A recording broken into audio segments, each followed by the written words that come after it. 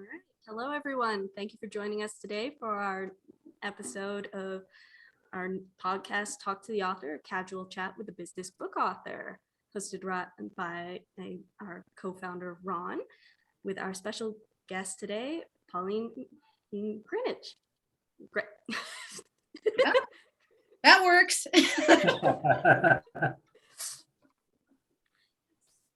All right. So before we get started, let me introduce myself. My name is Rosemary Forget, and I'm the office manager here at ReSourceYYC. We are a co-working space for professionals. So if you're looking for a flexible office space that will help you kind of get a little bit of change from your new hybrid work situation, we're definitely a place to check out. We do space bookings based on day or monthly basis, and this may be the right place for you. We also provide virtual office services to give you flexibility, and so you don't have to use your home address as for your business. We'll post some links in the chat, and so please be aware this session is recorded. And will be available on our website and YouTube and on our podcast. So for you to have a listen again. With this, let's begin our session. Over to you, Ron. Thanks, Rosemary. And yeah, come on down. I encourage everybody to come on down. One thing about ReSourceYYC, it's a place of community. So I know during the pandemic, not everybody could get together in person, and we can't wait till those days come back. But we do like to get together virtually and keep that community of professionals going. Our office is full of professionals.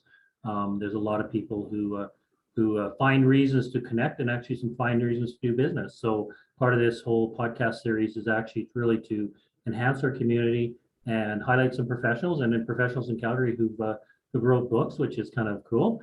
And you never know, out of these sessions, there's actually the opportunity to connect with some other people that you may need to do your business as well. So, and with that today, I'd like to welcome Pauline. So thanks for joining us today, Pauline. Thank you, Ron. It's fun. Yeah. I'm glad to be here. You and I, of course, we've connected in volunteer stuff with, here and there, and I've seen you moderate. So I'm excited just to have the chance to spend a little time chatting about my book. You betcha. And we chatted a bit yesterday, and I've been through a few mergers and acquisitions. So we could go on forever about a lot of stuff. I could sit back on the couch and take merger and M&A therapy sessions, but I bet you there's a lot of people in Calgary. That is not uncommon. So although you did this book a few years ago, it's fairly timeless, I would say. And in fact, for a lot of people who've been through in Calgary for sure, and really in the industry in general, it's a good way to reflect back and look at what you've been through as well. So thanks. I'll do a bit of an intro, but actually then I'll ask you to kind of fill in some of the blanks there. So you actually, so the book we're doing today and going through it's called A Grand Dinner Party, Setting the Table for Employee Engagement Through Mergers and Acquisitions. Hence, there's a lot of people in Calgary who would relate to that topic. And Pauline, in the book, you share a bit of your experiences during your A&D experience and some of the disruption in there. But you're also the founder and principal of Upward HR, which really focused on all kinds of things. So you wrote a book on this, but you really focus on some other HR topics, and we'll talk a bit about that as well. And you really are you're involved in the community, you volunteer. I know you really work with diverse industries as well, oil and gas, manufacturing, professional services, nonprofits, and education, and some of them I think you volunteer. And you also do some instructing at the University of Calgary and on the Government of Alberta's Anti-Racism Advisory Council. So you are a busy person. Yeah.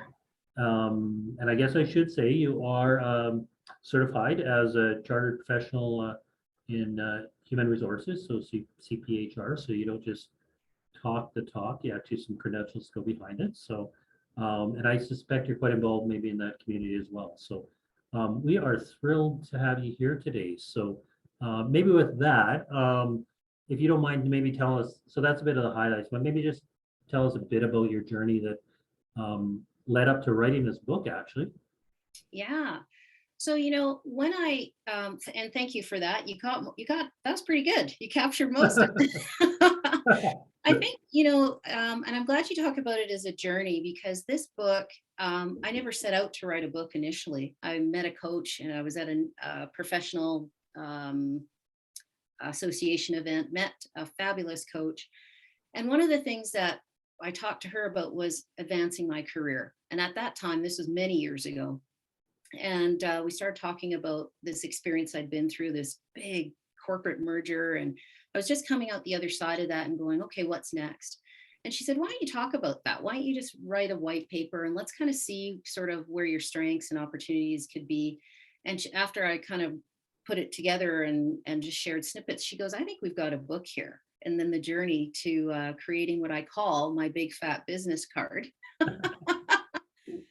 was. By the way, just a sec here. Let me get this right here. Let me show you. Oh, you got it too. It's not just a big fat business card, but it's full of great content, and it really does show you well as your company. So anyways, want to make sure I showed everybody the book. And thanks to George Sellis, he's in the US, but he did all the illustrations in there and made some pretty dry concepts, colorful and interesting. So shout out to George Sellis. But, the journey was really about my own personal transformation. And funny enough, I was talking about a corporate transformation and that spurring on my next journey in my career. So for me, it's always sort of a two-pronged thing. One about how can we make corporate transitions better? Because I saw some things, and Ron, you've also been through them, as well. So there's an opportunity to do it better, and I wanted it to not be, a big firm white paper type of research piece. I wanted to talk about the experience, because that's what I was involved with, and that's what I felt as an employee, the experience of going through from a transaction like a merger acquisition. It could be a downsizing, or even the pandemic that we've been experiencing, that transition piece, and how do you do it better? So the journey was really a discovery for me and what I was going to do next, but also contributing to that idea that the success of big change, big acquisitions, mergers, even small ones, I've been involved in smaller ones too, really has to have a plan for transformation, right? And if we just focus on the transaction and we forget about the people, there's loads of research out there that shows that is a real, impediment to them being successful. If you don't get the people right, you get a good deal, but not the people stuff right, you're going to probably lose a lot of value in that deal. Well, and you, so I don't know if we even say you went through a huge, at the time, one of the biggest mergers in Canada of two companies, and that was your experience that really led to this. And I will say to everybody, you wrote it in, it's an analogy of having a grand dinner party, which is great because it actually makes it a nice storytelling read. But the concepts are all completely in there, right? So you can relate to something common, but actually it's very tangible in what you got to do. So great analogy. And I'll ask you, so I've got two questions. Is can you tell us a bit about that whole experience of merging two companies, and then this analogy that you came up to support it?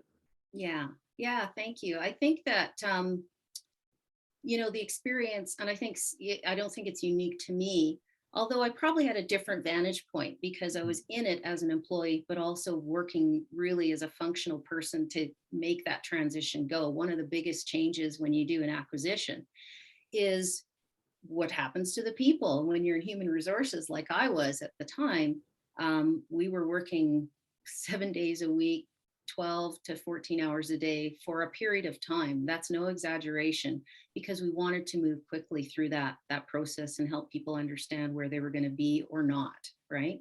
And so, the best development that I've had, that's one of the best developments I've ever had, was going through that big corporate change. And people, I always remind them that some of the best development you're going to get in your career is not one that you ask for or that you love while you're going through it, right? Exactly. But if you're lucky enough to come out the other side, you're going to find that I took away from it more independence, better decision making, and an ability to work quickly. I tend to be sort of a thoughtful, planful. Well, you don't have that kind of time when you're Mhm. moving a lot of parts the way that we were. And so kind of adapting to that and growing the skills. But I also observed some gaps, and that's what prompted me to write the book. And this wasn't certainly to slag anybody, but there were opportunities and observations that I made around how we engage with people during big change that I wanted to contribute to. And as an HR practitioner, it was just an interesting perspective to bring to it. I hope anyway. Well, how did you come up with the analogy of the grand dinner party? Well, I think one of the core concepts is this idea of a mindset of invitation.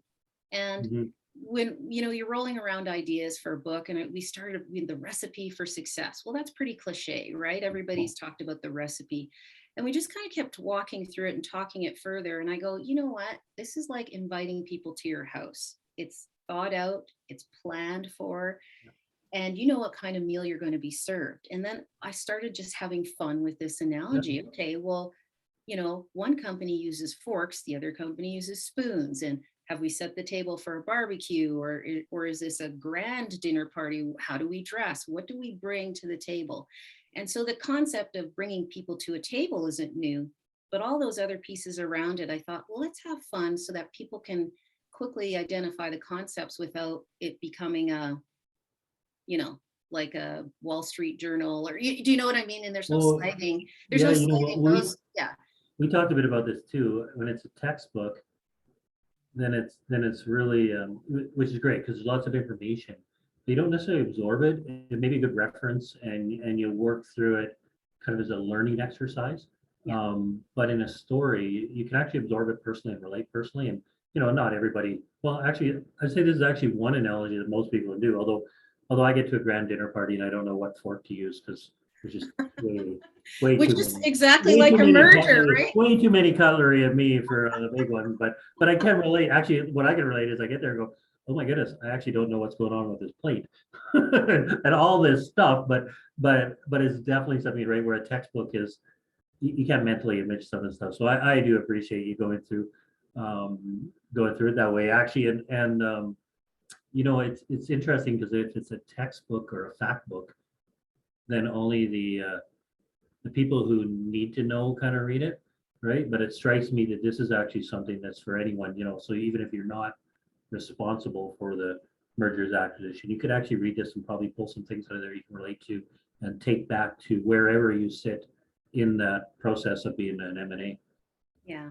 And that's really what the intention was, to make it a little bit more interesting, but also something that we all have connected to, whether it's just going for dinner at somebody's house. We don't leave them in the lobby. We don't answer the door and leave them at the front door and then join our other guests in the backyard. But guess what? When we acquire something, a company, we sometimes leave those people at the front door and go back to our way of doing things and not actually integrate them into the barbecue or whatever's happening out in the yard. And I go, people can connect to that. Yeah. And it's interesting, deal makers have to also connect to it. And I think, people who are involved in that space now they want to have a plan and are seeking, ways to do it better. But at that time, I think it was still a piece around, geez, yeah, we got to have a people plan, but I'm focused on the evaluation, or I'm focused on the compliance and regulatory. So we'll get to that. And if people want to stick around, they can, or they can't. Yeah. Kind of ran into that. And it's interesting you talk about, because most of the time deals are done, they ultimately end up really affecting people, but they're done about the balance sheet and the cash flow and, those synergies, right? But why is it more, just as much important to think about the people during that whole process? And this might actually lead in, because you actually talk about the three parts of the book are really about the transaction, the pre-transformation, and then the transformation. But Yeah. going right back to the whole transaction side, why is it important, and why don't people think about the people at that phase of it? Imagine all the horsepower in your organization at the senior level. When you're going to make a deal, you have to put, all of your brain cells into that. And it's important that you do that. Are we making the good deal? Have we lifted up all the rocks to see what's under them? All of the due diligence, because you may have to engage other stakeholders, shareholders, all that. So there's a whole bunch of energy. And if you think about it as, let's use another analogy, a marathon, they have to get in front of that. So they're out there looking at the deal. And by the time they're ready to make the deal and announce it, your line people, all the rest of your executive, they're now just coming to the start line. Yeah. And you kind of need that. So there's this big space in between. And so all the capacity that's required for the transaction may or may not be the skill set that you need to then create the pre-transformation, which is really integration, right? We bought the thing. Now, how do we make it go? And, when I did a lot of the homework, the research here is that you can't, tasks don't do themselves. Yeah. Tables don't set themselves. And companies don't just reputationally, you can't just stand on reputation. You have to say, what is this thing? And that's why I use the analogy of the dinner party. Here's the table. This is what we want to set out for you. This is the meal that we want. This is the kind of results we want. And you need people to do that, right? Yeah, and you're requiring a full, Yeah, and right at the beginning, you talk about what's your dinner party theme, yeah, right? yeah. So what is that? Yeah. So the theme really is, it could be as simple as what is is this actually a merger? We talked about this yesterday, or an acquisition. The one I went through, it was a merger of equals. Well, actually, no, it was a takeover, straight up. Yeah. And so I think you can say that. You don't have to be so harsh. Well, this is a takeover. But honestly, I found that employees and people in the organization would appreciate that, understanding this will be the way. And that is setting the theme of what we want to accomplish. What kind of organization are we creating by this acquisition or this merger? Is it going to be a low-cost provider? Are we looking at enhancing our footprint through technology and different processes, or we're buying assets? Like, what is it that we're doing, right? And that's kind of the theme. Without getting into the weeds, that's really setting, well, why is this coming together happening? And you can call it the theme, and go from there. And then you really talk about then who's coming for dinner, right? So that would be that now you have two groups, sometimes even three, right? You can have a merger of 2 or 3 companies. That's right.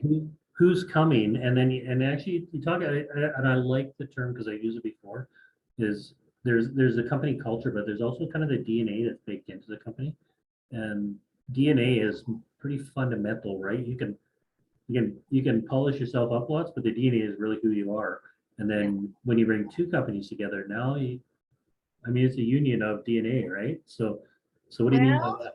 You ideally you would like it to be. In my experience, we're going to adopt a different kind of DNA, and that's also part of your theme. Are we going to come together and create something new? Typically, it's not so much that way. And I think if you're trying to expedite this deal and get to the transformation, it's probably someone's going to take one for the team. And I actually called that out. I called that a heading in the book somewhere, that someone does take one for the team.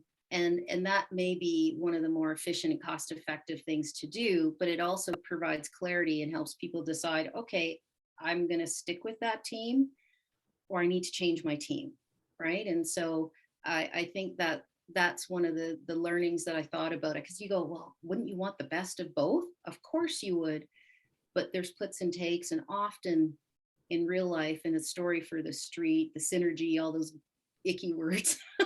I don't love synergy, but you need to get that. And so the best way to achieve that is picking a direction and getting people aligned to it. It's the merger of equals, and I actually think when every company says that, they have to think about it, because anyone who's been through it will say merger of equals and kind of roll their eyes, right? Because there never is a merger of equals, and it doesn't mean that you can't get the synergies. But I personally, having been through it, I think you have to kind of deal with that right up front, and you speak to it a bit here, because some of those things, if you don't deal with them up front, then there's a lot of misconceptions of what's going to happen, and I would say a lot of broken trust early on, right? And sometimes once you break the trust in people, they can deal with a lot of changes because that's just expected. But as soon as you start to break the trust, then you got a big hill to climb. So maybe you talk to that a bit about Well, what your yeah, experience has. yeah, and I appreciate that because what you're speaking to, and for to tag along to your comment about DNA, if you've got people coming to your table still bringing spoons, but we really need knives and forks. And I'm being Yeah. very almost simplistic, but the point is to be simple. Yeah. Is if you're not declaring clearly what your theme is, what you're coming together to do, and it can evolve. That's not to say you got to chisel it in stone, but you need to declare that up front because everything that you do from a strategy or execution perspective should line up to that. And if you don't, culture and DNA is kind of a latent thing, right? In the part of the company where I came from, we had a certain culture. My colleagues doing the same work across the street, they had a culture. If we're not really quickly moving towards that one thing that we're supposed to be doing, you're going to get a lot of this. And that's where the deal starts to crumble because you got culture issues. And there's so many examples, right? Of mergers, acquisitions that didn't work. And a lot of it had to do with we couldn't agree on the way forward or why or how we can contribute. A line level employee just wants to know, how am I supposed to contribute? What do I need to do? And why am I doing it? Well, I think you're actually, I just for those who haven't read your book, I'm sure everybody will after. But you actually get into the real transformation part, right? So you talk about welcoming your guests and setting the table and then serving your menus. So maybe talk a bit about that whole transformation process and how to make sure that people coming from both sides, Yeah. And again, I think it's worth reiterating, it's not going to be for everybody.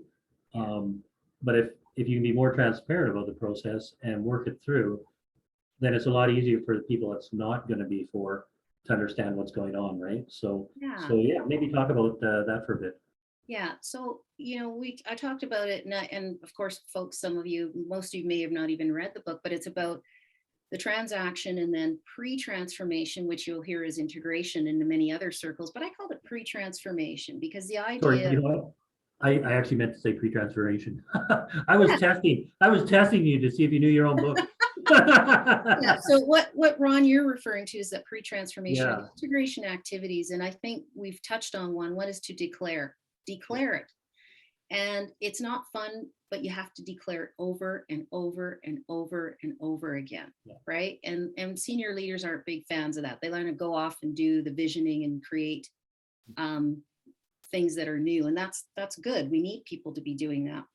But good transformation, pre-transformation, is really based on I'd say a couple of things. One is having a plan, and so a key concept, and I'm trying to make this succinct, is plan, acknowledge, and share. Have a plan, and you can use any change management methodology that you wish. It doesn't matter what, some of us have studied it in school, some of us haven't. There's lots of good methodologies. The point is, make sure that you have a plan and you're declaring it.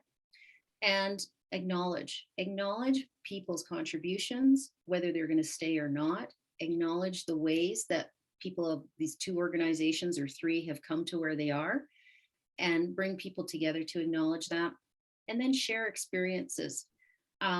You might be leading a team where there's a lot of transformation, or you might be out in the operation where it's like, what, this didn't really touch us. But you need to acknowledge and share with your teams and get those quick wins. So part of the acknowledgement and sharing could be actually something tactical. What is the things that we need to do in the next 30 days? And that's a good change management project plan. But that helps people say, I know how to contribute. I have some clarity on what I'm contributing to, and that will give me some confidence, even if I'm going to be part of it only for a short period of time, leaving the company or going on with it. So I hope that's succinct enough. There's a lot underneath that. I'm curious, what are some quick wins that people should look for? Because I think they're important, actually, because you get so bogged down in some of this stuff and going for years, the actual transition. So what are some quick wins that we should look for? It's even just getting prepared for integration or pre-transformation. Where have we documented everything that we do? one of the things we spent endless amount of time is trying to find where stuff was. It was in somebody's head. There was 15 versions of it.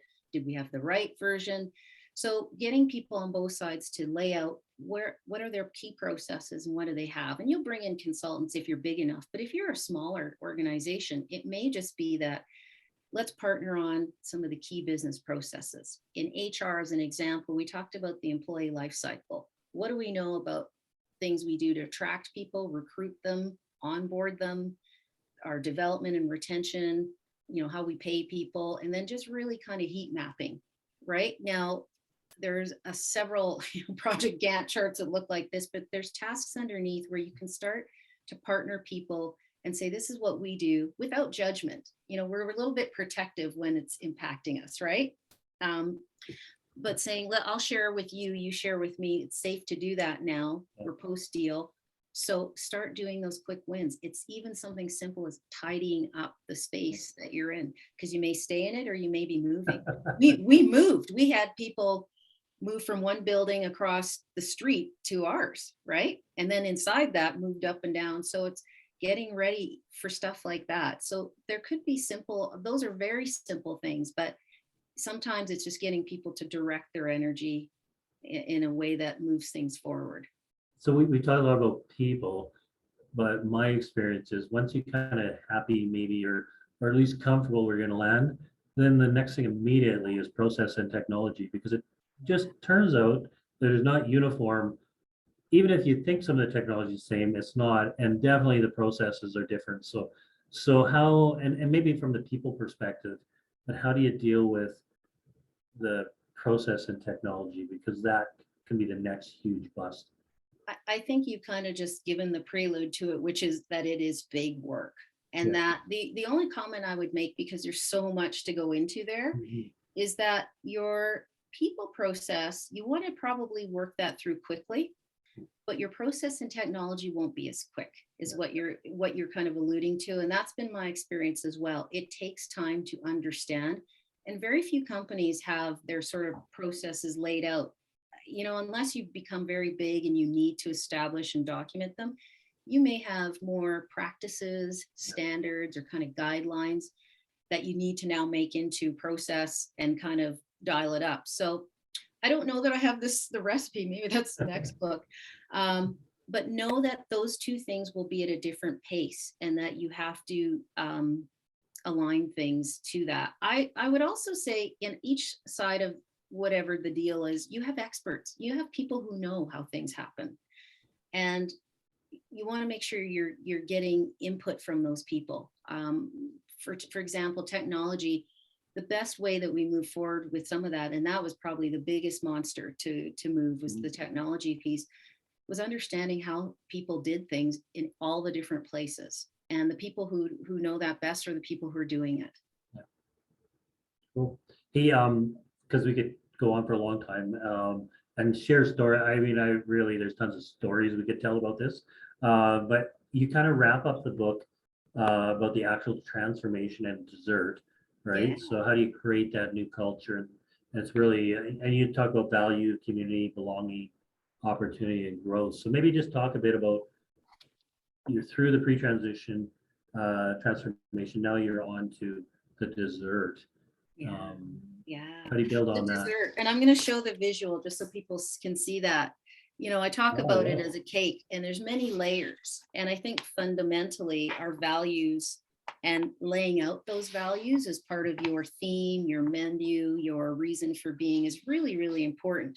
Because without that, then you can't create a community which people can opt in or out of, right? There's going to be choices we'll make, but you want to have values that people can say, I want to be part of that community. The disruption that I see that happens in mergers and acquisitions, or it doesn't matter whether it's now in the pandemic or downsizing, whatever the case may be, is people need a community. They want to feel a sense of belonging, either to the work and the commitment and connection to their work, or to other people. And so you need that foundation. I thought I could talk about it and do sort of like a pyramid. I go, well, but this is a dinner party. The dessert, good culture is like a memorable dessert. You keep wanting to have more and more of it, right?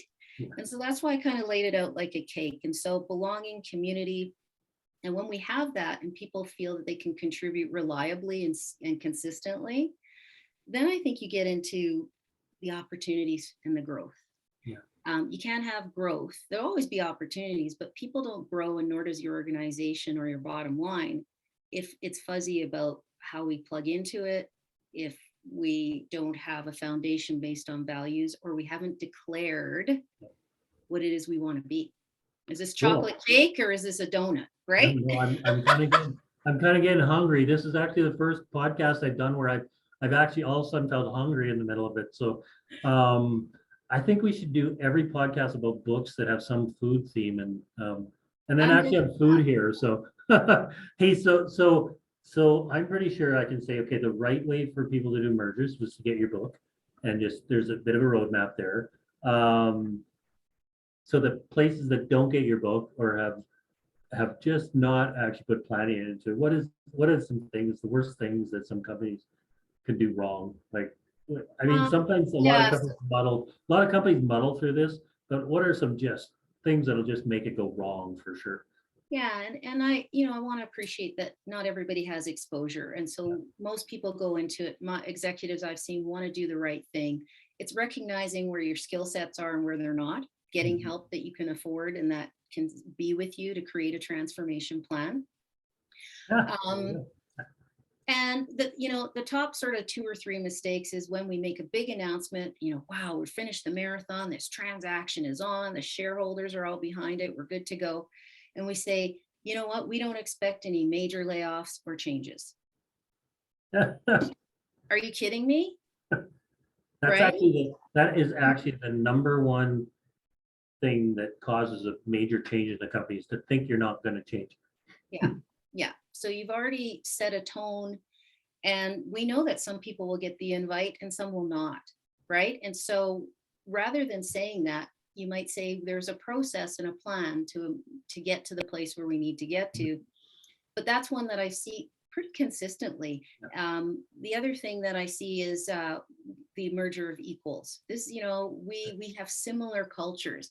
Yes. I'm not sure the executive or in the and this again isn't a slam, they have a role to play, can have their hands on all the microculture that's going on in their organization. So I wouldn't say that our cultures are similar or the same. I think, you could point to a couple of things, but they're probably in some cases similar, in a lot of cases not. So saying that they're similar cultures, we were told that, and I would say that would be completely not true. It's interesting you say that, because there's some definitely mergers, you'd be aware of some where everybody knows their cultures are way different, right? But in the end, actually, they also, I mean, and I don't even know some of these things if they even talk about it, but everybody knows their different cultures, and everybody knows what culture is going to be where they land. And that might actually help sort things out a lot quicker than people who think that they're very similar, right? Yeah. Because then you kind of set up for failure then, right? So. Yeah, and if you're large enough, that's part of your pre-transformation, assessing focus groups, getting to understand where people are at, and it's not a perfect exercise. All you can do is your best effort. And so I hope that nobody here is thinking that it's people are intentionally, but those are some of the common mistakes, because we get caught up in the front end and recognizing we don't know everything. And it's a time where you need to at once give confidence that this is a good thing, but also stay open to the fact that there's things that we don't know, and we just need time to discover, to your point around the process, the technology, all of what we've got, right? So I would say those are the couple that come to mind. There's probably more, but. I want to wrap up here shortly, so don't go on too long, because we do want people to buy your book to get all the details. Any other books on the horizon? Probably. Yeah, I would say at least one. It's hard to write a book. And I know some of your folks who've been on here, they probably would all say the same thing. It's a labor of love. I wrote this book while I was working full time, and had a lot of things going on in life. And so it's a challenge, but yes, I would say I'd love to write another book. I think I'd like to expand or even do a revised version of this one with maybe some more insights I've gained in the years since, potentially. But yeah, I think it's more about the effectiveness of teams, or even this concept of mindset of invitation, which I talk about in the book, really building that out, or who knows, right? Well, But and that's there's another book in me, Ron. perfect. Can't wait for it. And I think you're actually talking about, so some of the things, what are you working on now? Like, it sounds like the mindset of invitation and you're really doing some teamwork. So what takes up a lot of your time right now in your HR practice?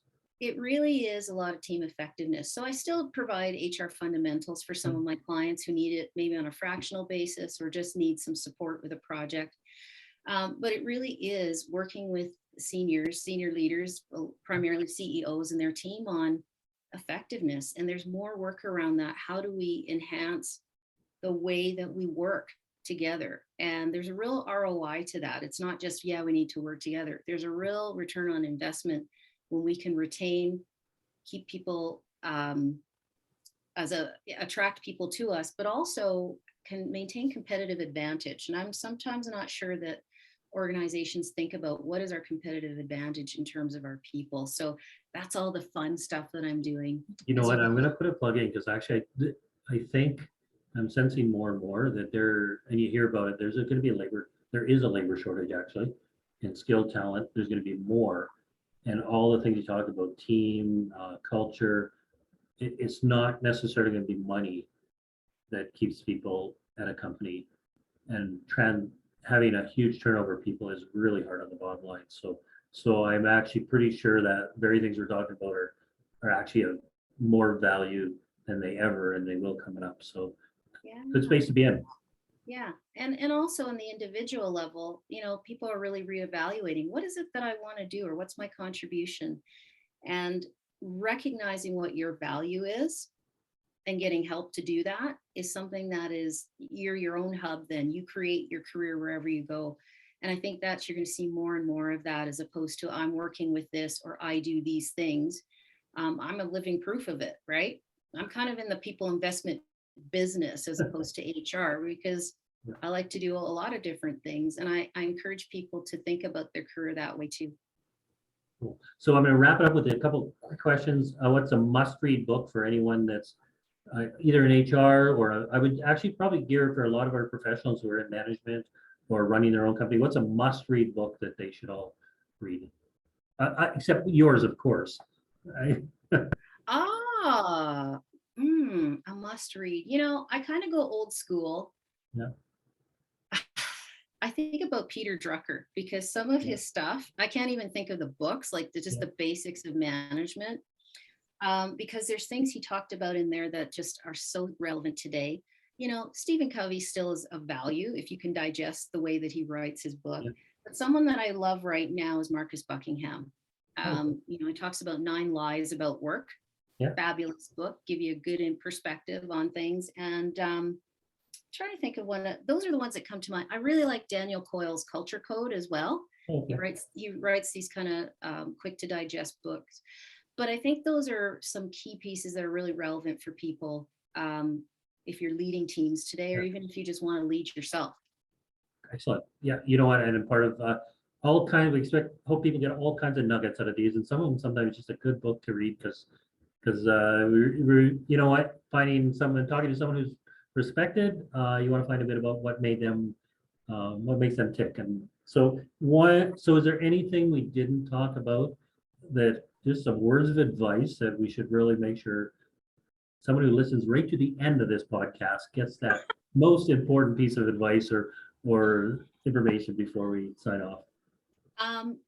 Plan, acknowledge, share. All I can say is, if you had to remember 3 things: have a plan, declare it, acknowledge the people, and give them opportunities to acknowledge their contributions and where they can add them, and then share experiences. When we are going through a change, it's not the change that's the tough part. Everybody focuses on change and change management. It's the transition and how we process it, and what are we supposed to do in that transition to get to the other side. Plan, acknowledge, share. I think that's chapter 5, but I think that's what I would leave with your listeners as some things to think about, because it's not just a merger acquisition. That could be anything that you're going through in your workplace right now. So I hope that helps. It helps. And, you know, we try to keep it with a half an hour. We've gone way over, but that's fine because I could have gone for hours talking about this. Thank you very much. Where can people buy the book? The book is available on Amazon, so Mhm. amazon.ca. It is also, I believe, it's still available on amazon.com, and there's a Kindle version as well if people are still using Kindle. So you can download it if you're not a hard copy book person. And if they want to get a hold of you? Check out my website, info@upwardhr.ca, upwardhr.ca, and you can set up a time. We can continue this conversation That's or good. get to know a little bit more about what you're going through. Good. I'd encourage people to reach out, and we'll also post links back on our website. And maybe this is a good chance. So thank you. This is excellent conversation. I'm going to hand it back to Rosemary, who will actually talk a bit about how we're going to post this and how people can get a hold of us and you. Awesome. Thanks so much. All right. Well, thank you so much, Pauline. That was really informative. Lots of things covered by you two.